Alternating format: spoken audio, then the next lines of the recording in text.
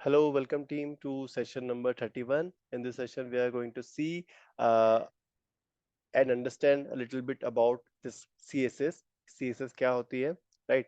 So इसमें अच्छा before jumping on to the CSS, हम इसको हम क्यों पढ़ रहे हैं मैं इसका रिलेवेंस आपको बता देता हूँ. जब भी आप किसी भी वेब एप्लीकेशन को ऑटोमेट करोगे तो उसमें आपको लोकेटर ढूंढने पड़ते हैं, right? Without locator you can not perform any operations on to your application under test.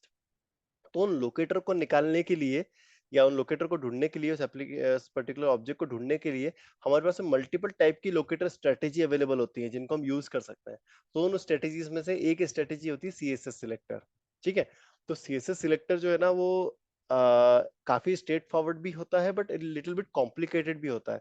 तो अगर उसके बेसिस हमें पता रहेंगे ना कि वो कैसे होता है, क्या काम करता है, तो हम वेरी इजीली उन सीएसएस सिलेक्टर्स को बना सकते हैं. और मान लो किसी ऐसे प्रोजेक्ट में हम ज्वाइन होते हैं जो जहाँ पे ऑटोमेशन ऑलरेडी काफी समय से ऑनगोइंग है और वहां पे उनके जो क्यूएज है उन्होंने काफी ज्यादा सीएसएस सिलेक्टर को यूज करा हुआ है.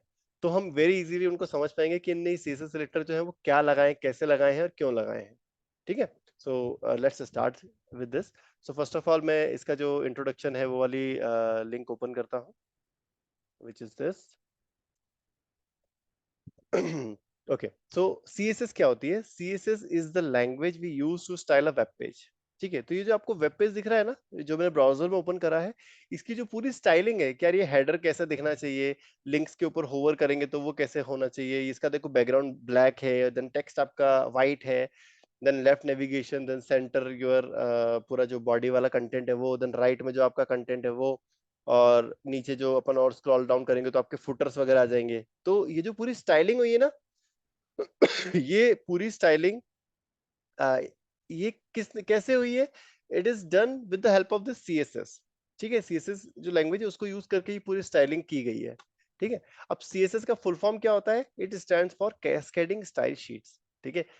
अगर मान लो कभी भी आप इंटरव्यू देने जा रहे हो ना, तो इंटरव्यू के पहले कुछ कंपनीज क्या करती हैं, आपसे ऑब्जेक्टिव टाइप क्वेश्चंस सॉल्व करवाती हैं. ठीक है. तो उसमें एक बहुत बढ़िया क्वेश्चन रहता है, हर बार पूछा जाता है कि सीएसएस का फुल फॉर्म बताओ. तो ये ध्यान रखना, it is cascading style sheet. ठीक है.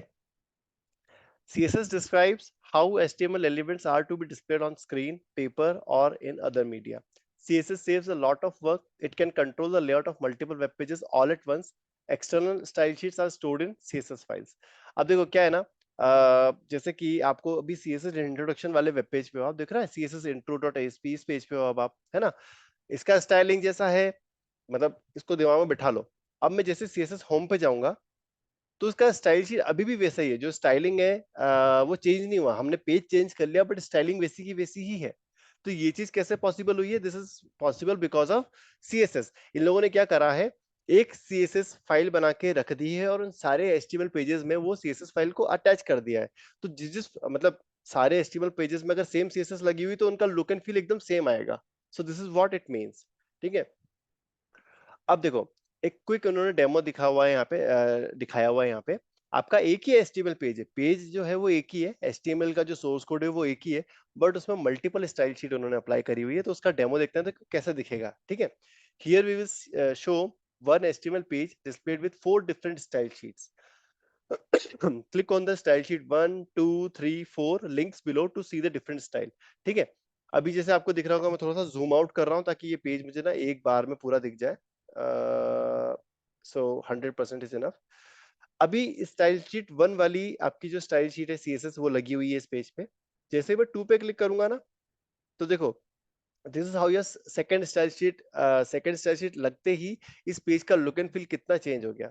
अब मैं जैसे थर्ड पे क्लिक करूंगा, now see your navigation links are moved at the top and पूरा बैकग्राउंड और जो टेक्स्ट का वो है फॉर्मेटिंग कितनी चेंज हो गई है. अब मैं स्टाइल शीट 4 पे क्लिक करूंगा तो अब देखो आपका पेज कितना ऐसा डार्क थीम में चला गया है. आपका जो सेंटर का कंटेंट है वो नीचे है, देन राइट का कंटेंट इधर आ रहा है, लेफ्ट की जो नेविगेशन लिंक्स है वो यहाँ आ रही हैं. अगर नो स्टाइल शीट पे क्लिक करूंगा तो ये 1 2 3 4 जितने भी उन सबको हटा देगा वो. और जो आपको डिफॉल्ट एचटीएमएल का जो पेज होता है वो कैसे दिखता है वैसा दिखा रहा है वो. ठीक है. सो दिस इज हाउ, मतलब this is how powerful the style sheets are. देख रहे हो कैसे आप, मतलब स्टाइल शीट चेंज करने से आपका पेज का लुक एंड फील कितना ड्रास्टिकली इंप्रूव हो रहा है और चेंज हो रहा है, right? So this is the power of style sheet. Now CSS को यूज क्यों करना है? CSS is used to define styles of your web page, including the design, layout, and variations in display for different devices and screen sizes. अच्छा, CSS मतलब सिर्फ ऐसा नहीं करता कि भैया आप कलर और कॉम्बिनेशंस वगैरह चेंज कर लो. इवन CSS आपका रिस्पॉन्सिव डिजाइन के लिए भी काफी इंपॉर्टेंट होता है. अगर यही वेब पेज को मैं अगर मोबाइल में खोलूं तो वो कैसा दिखेगा, टैबलेट में खोलूं तो कैसा दिखेगा, अगर मैं बड़े डेस्कटॉप में खोल रहा हूं तो कैसा दिखेगा. तो ये चीज का भी जो निर्णय लेता है, कौन लेता है? CSS ही लेता है आपका. ठीक है. CSS solved a big problem. ठीक है. HTML was never intended to contain tags for formatting a web page. ठीक है. तो आपका कोई भी वेब पेज है, उसमें क्या फॉर्मेटिंग रखनी है, क्या उसमें मतलब कैसा दिखना चाहिए, लुक एंड फील डिसाइड करने के लिए कभी भी HTML को नहीं बनाया गया था. ठीक है. HTML was created to describe the content of a web page. तो आपका जो भी कंटेंट, ये दिस इज योर कंटेंट, तो इस कंटेंट का डिस्क्राइब करने के लिए, इसका डिस्क्रिप्शन देने के लिए एचटीएमएल के जो टैग्स है उनको यूज किया जाता है. जैसे अगर H1 टैग रखा तो ये बता देगा कि यार ये जो कंटेंट है आपका हेडिंग है. अगर P टैग रखा तो ये बताएगा कि ये वाला जो कंटेंट है ये आपका पैराग्राफ है. ठीक है. When tags like font and color attributes were added in HTML 3.2 specification, it started a nightmare for web developers. Development of large websites where fonts and colors for information were added to every single page become a long and expensive process. To solve this problem, the World Wide Web Consortium, ठीक है, ये जो W3C है ना, जैसे अपने यहाँ पे ISI होती है, जो कि आपके हेलमेट्स को वो करती है, सर्टिफाई करती है. BIS होता है, BIS हॉलमार्क होता है ज्वेलरीज में. तो वैसे ही हमारे जो वेबसाइट है ना, जो वेब एप्लीकेशन बनाते हैं, उसमें ये W3C करके एक वो होती है, मतलब ग्रुप होता है, ग्रुप जो कि स्टैंडर्ड्स को डिफाइन करता है. इसका फुल फॉर्म क्या है? World wide web consortium. Again this is an important, मतलब इंटरव्यू का आता है, क्वेश्चन आता है ये भी. ठीक है, इसको गोट लेना. ठीक है. तो W3C वालों ने क्या करा है? CSS को क्रिएट करा है इस प्रॉब्लम को सॉल्व करने के लिए, कि भैया हर पेज पे, हर एलिमेंट पे स्टाइल शीट, मतलब उसकी स्टाइलिंग ना डिफाइन करने से अच्छा है कि हम एक अलग ही स्टाइल को अलग ही सेपरेट आउट कर लें. CSS remove the style formatting from the HTML page. मतलब HTML पेज पे सिर्फ आपका कंटेंट रहेगा जो आपको रखना है, और स्टाइलिंग जो रहेगी वो अलग जगह रहेगी, वो आपका HTML पेज के अंदर नहीं रहेगी. This is what they are saying. ठीक है. Now CSS saves a lot of work. The style definitions are normally saved in external CSS files. अब देखो क्या होता है कि अगर मान लो आपके वेबसाइट में 10 पेजेस हैं, तो हर 10 पेज में जाके आप उसकी अगर सेम स्टाइल शीट है, सेम स्टाइलिंग अगर आपको रखनी है, तो 10 के 10 पेज में अंदर अंदर जाके हर 10 पेज में जाके आप उसकी स्टाइल शीट ना रखने से आप क्या करो, ना रखते हुए क्या करो, एक सिंगल अलग फाइल बनाओ. उस फाइल का नाम दे दो style.css. उसका एक्सटेंशन रहेगा .css. और उस style.css वाली जो आपकी फाइल है, उसको उन 10 पेज में लिंक कर दो. तो वो आपकी जो सिंगल स्टाइल शीट है वो 10 पेजों में लग जाएगी. ठीक है. तो आपका यहाँ पे क्या है कि भी आपका काफी काम बच गया. 10, अब अगर मान लो फ्यूचर में कोई मॉडिफिकेशन करना, तो एक ही फाइल में चेंज करना रहेगा, आपको 10 फाइल में जाके चेंज नहीं करना पड़ेगा. Right. So this is how it saves a lot of work. With an external style sheet file, you can change the look of an entire website by changing just one file. Right. So this is what we have seen. Now let's jump on to the CSS syntax. ठीक है. अब CSS में क्या होता है ना कि अब ये this is also your programming language है, तो यार इसके खुद के सिंटैक्सेस होंगे, खुद के इनके रूल्स होंगे. तो वो रूल अपन यहाँ पे क्विकली डिस्कस कर लेते हैं. तो सबसे पहले क्या होता है CSS में, जो सबसे पहला पार्ट होता है उसको बोलते हैं सिलेक्टर. दिख रहा है? ये जूम करूँ थोड़ा सा. ओके. आपकी CSS में सबसे पहला पार्ट होता है आपका सिलेक्टर. तो ये जो H1 है, this is your selector. Then उसके बाद में आप बताते हो आपके सिलेक्टर के बाद में करली ब्रैकेट्स के अंदर आप मल्टीपल डिक्लेरेशंस रखते हो. देख रहे हैं? ये डिक्लेरेशन 1, ये डिक्लेरेशन 2. एक डिक्लेरेशन में आप की वैल्यू पेयर के फॉर्मेट में आप प्रॉपर्टी और वैल्यू रखते हो कि क्या प्रॉपर्टी रहेगी और उसकी वैल्यू क्या रहनी है. प्रॉपर्टी और वैल्यू जो है उसमें जो डिफरेंस, मतलब डिस्टिंक्शन करने के लिए, प्रॉपर्टी और वैल्यू को अलग अलग रखने के लिए यहाँ पे कॉलन यूज करते हो आप. ठीक है. और मल्टीपल डिक्लेरेशंस को सेपरेट आउट करने के लिए यू यूज दिस सेमीकोलन. ठीक है. तो this is the whole CSS syntax. आपको सबसे पहले सिलेक्टर बताना रहेगा, then curly bracket open close के अंदर आपको अपने मल्टीपल डिक्लेरेशंस रखने रहेंगे. हर डिक्लेरेशन के अंदर आपके पास में प्रॉपर्टी वैल्यू रहेगी जो कि कॉलन सेपरेटेड रहेगी, और आपके मल्टीपल डिक्लेरेशन है उनमें जो सेपरेशन रहेगा that is done with the help of this semicolon. ठीक है. सो ये एक एक्सटर्नल सीएसएस या बोलते हैं आपका एक और कौन सा है, इंटरनल सीएसएस का एक सिंटैक्स है।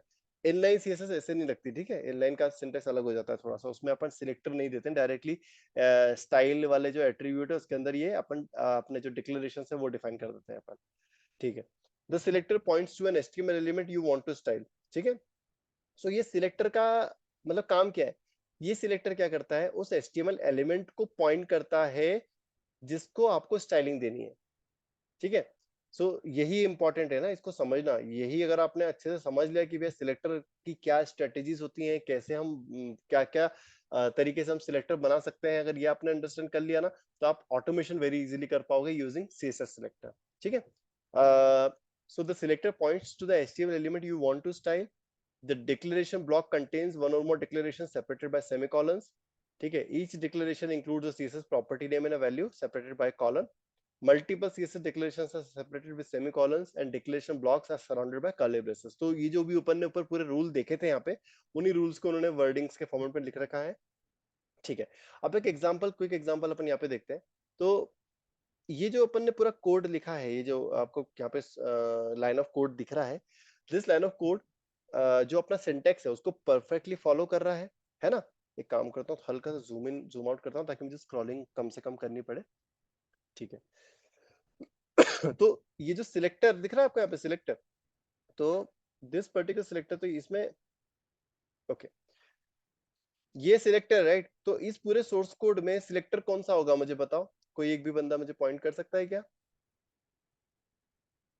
ये पूरे कोड में क्या है selector? This is your selector, this is selector, this is selector, this is selector, selector क्या है इसमें से बताओ, ये पूरे कोड में से सिलेक्टर किसको बोलोगे आप? पी को पी को स्क्रीन स्क्रॉल करो ना पी क्या करूं, जूम करूं? स्क्रीन पे थोड़ा सा स्क्रॉल करो, स्क्रॉल दिख नहीं रहा मतलब पिक्सल दिखाई दे रहा मुझे। पूरा नहीं दिख रहा है क्या? P sir. अरे एक मिनट, मैं क्वेश्चन पूछ रहा हूँ सबसे, ये आपको ऊपर का जो सिलेक्टर वाला है ये एरिया दिख रहा है, और नीचे जो ये वाला पी वाला कोड ये पूरा दिख रहा है क्या सभी को? पूरा नहीं दिख रहा। नहीं, तुम्हारे दिख रहा पे, है। तुम्हारे इस पे जूम लगा हुआ है पूरा तो आ रहा डिवाइस है। पे। आदर्श भाई तुम्हारे अच्छा, डिवाइस पे जूम लगा हुआ है, जूम हटाओ, ठीक है। सो हाँ दिख रहा है। है ना, हाँ। तो मैं पूछ रहा था कि ये जो कोड लिखा हुआ है नीचे, इस कोड में सिलेक्टर कौन सा है? This P, people are saying this P is the selector, है ना। तो यू आर एब्सोल्युटली राइट, ये पी जो है दिस इज योर सिलेक्टर।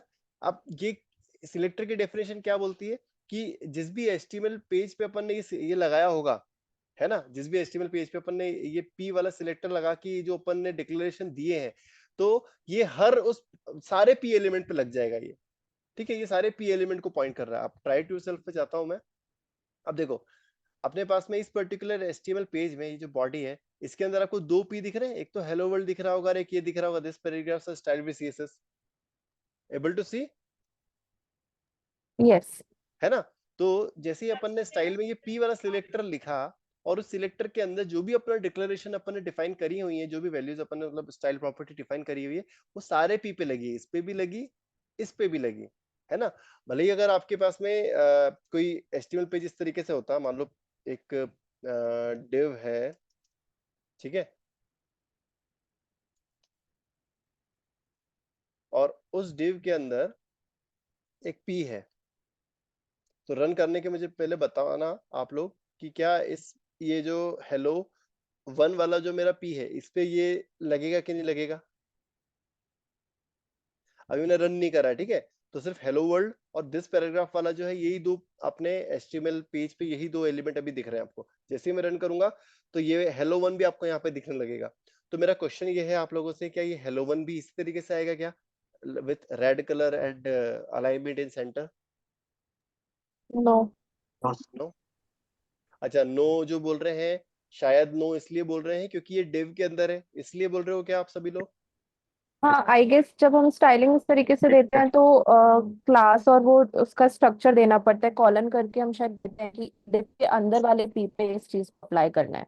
ठीक है। इस सो अभी मैं इसे रन करता हूँ और फिर अपन डिस्कस करते हैं, ठीक है। जैसे मैंने रन करा, देखो आपका हेलो वन भी उसी स्टाइल लिंक में आ रहा है जो स्टाइलिंग में आपके बाकी पी आ रहे हैं, ठीक है। तो ये समझो दोस्तों कि जो आपने यहाँ पे स्टाइल के अंदर ये जो पी लिखा है ना, सिलेक्टर में आपने सिर्फ पी लिख दिया है। इसका सिंपल सा मीनिंग ये है कि इस वेब पेज पे जितने भी पी हैं सब पे अप्लाई कर दो ये स्टाइलिंग। इट डजंट मैटर कि वो पी कहां पर है, या किसके चाइल्ड में है, किसके पेरेंट में है, किसके, मतलब समझ रहे हो? इट डजंट मैटर वो किस हिरार्की को फॉलो कर रहा है, जहां जहां पे पी मिले सब पे ये स्टाइलिंग अप्लाई कर दो। ठीक है?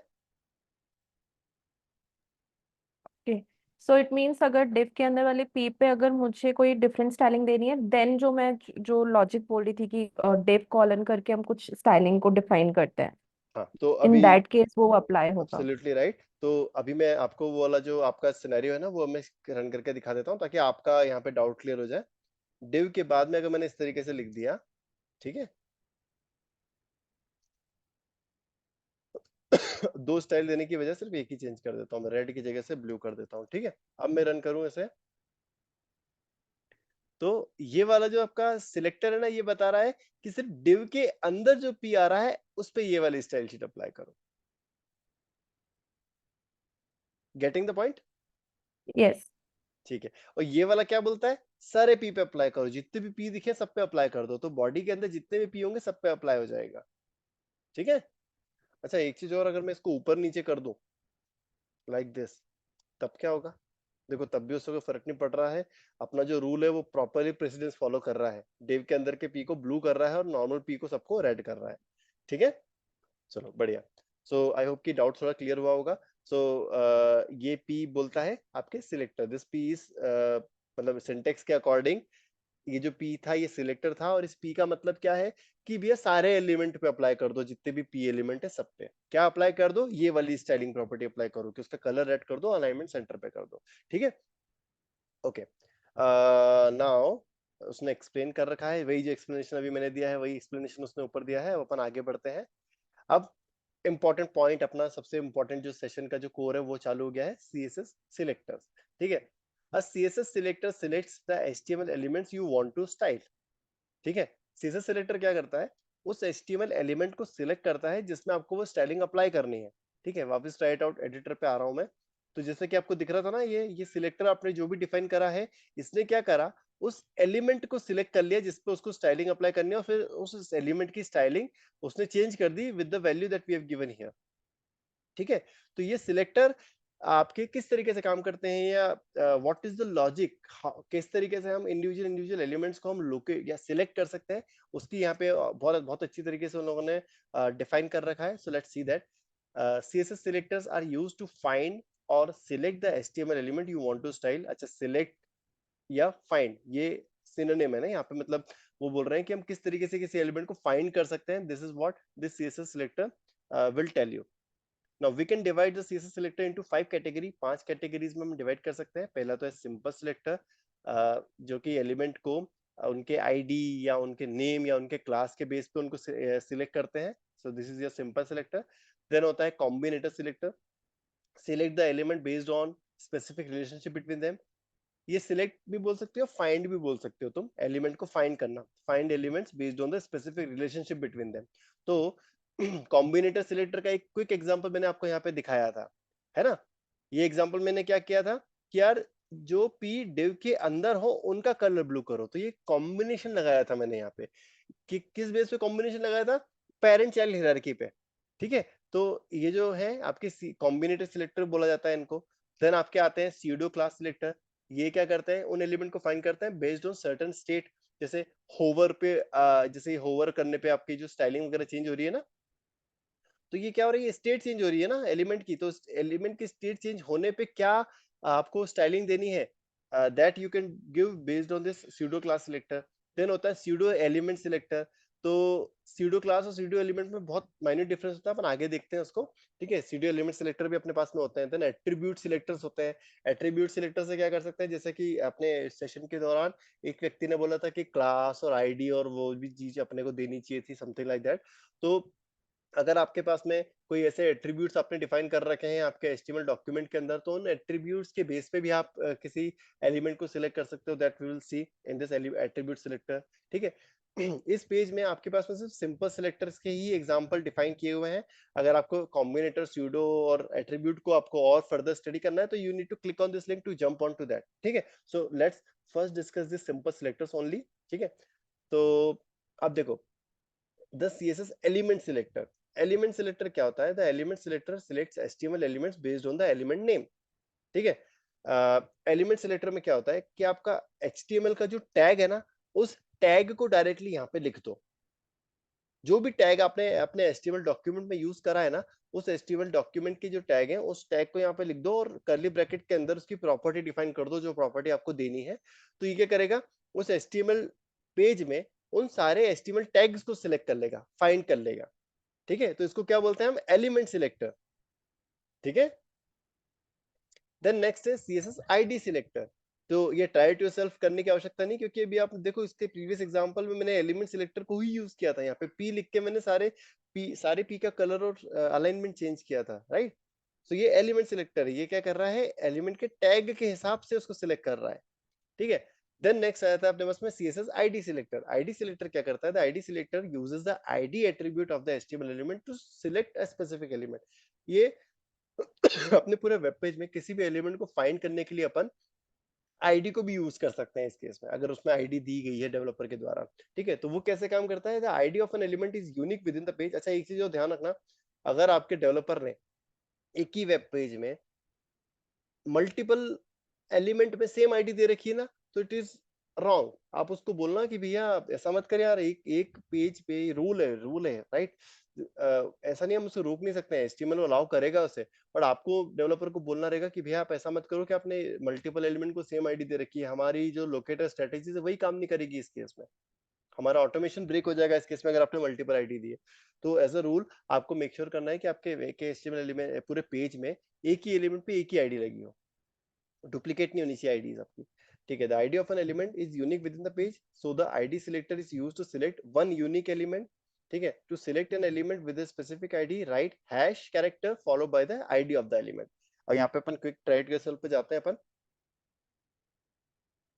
ओके, ये रहा आपका सिलेक्टर। ठीक है, और ये रहा आपका पूरा का पूरा HTML का पेज। तो मुझे बताओ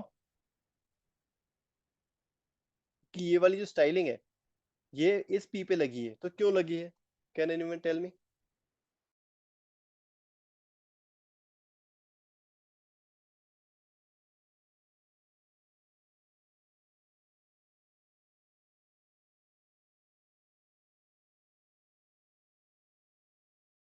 क्योंकि वो हमने आईडी पास किया स्टाइलिंग के लिए, और आईडी सिर्फ फर्स्ट वाले पी टैग में है, दूसरे वाले पी टैग में नहीं है।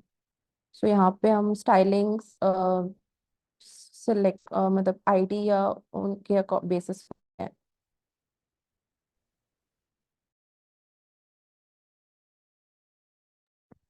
Absolutely right, sorry for that. तो यहाँ पे हमारे पास में दो P एलिमेंट है ना, और सिर्फ पहले एलिमेंट में अपने पास में एक आईडी डिफाइन की रखी है अपन ने, which is ID equal to para. और हमने जो ऊपर सिलेक्टर लिखा हुआ है उसमें हमने क्या करा है? हैश और पैरा लिखा हुआ है हमने। ठीक है, तो CSS सिलेक्टर में अगर हमें आईडी को डिनोट करना है ना, अगर आईडी को हमें एज अ सिलेक्टर यूज करना है तो हमें उसके आगे हैश लिखना पड़ेगा, जो कि हमने प्रीवियसली जो रूल डिस्कस किया था उसमें पढ़ा था हमने, है ना? तो हैश, और यहाँ पे आप आईडी डिफाइन करोगे और जो भी आपको प्रॉपर्टी डिफाइन करनी है वो डिफाइन कर दो। तो सिर्फ उसी एलिमेंट को ढूंढेगा ये जिसके पास में पैरा 1 आईडी है और उस पर ये स्टाइलिंग अप्लाई कर देगा। जैसे मान लो कि अगर मैं यहाँ पे इस आईडी को कॉपी करूं और यहाँ पे पेस्ट करूं, अरे यार बी टाइप हो गया यार, और पैरा 1 की जगह पैरा 2 कर दो। अब मैं इसे रन करूं तो अगेन देखो कोई भी चेंज नहीं हुआ, क्यों? क्योंकि उसने पैरा 1 को ढूंढा और उसमें ये स्टाइलिंग अप्लाई कर दी। अब मैं काम करूं, यहाँ पे पैरा 1 के साथ में पैरा 2 भी कर देता हूँ, और पैरा 2 को जो है रेड की जगह ब्लू कर देता हूँ। तो ये क्या करेगा? 1 को रेड करेगा और 2 को ब्लू कर देगा, है ना? देखा, सही साथ चल रहा है ना? तो ये आईडी कैसे लगाते हैं अपने को समझ में आया? अभी अपन ने इसके पहले जो एग्जांपल देखा था उसमें एलिमेंट सिलेक्टर यूज किया था, जिसमें डायरेक्टली अपन ने एलिमेंट का ही टैग नेम डिफाइन कर दिया था। अब दूसरे एग्जांपल में अपन ने क्या करा? आईडी को यूज करा। तो आईडी कैसे ही करते हैं अपन? हैश लगा के करते हैं। हैश और जो आईडी देनी है वो दे दो आप, ठीक है, good answer. Now next jump on to the next one which is CSS class selector. इसमें क्या करते हैं अच्छा पहले तो देख लेते हैं theory. The class selector selects HTML। Meeting and होने वाली है, लेस देन अ मिनट हाँ लेफ्ट। चलो अपन एक काम करते हैं, रिजॉइन कर लेते हैं, फिर CSS क्लास सिलेक्टर पर स्टार्ट करेंगे, ठीक है। Thank you so much.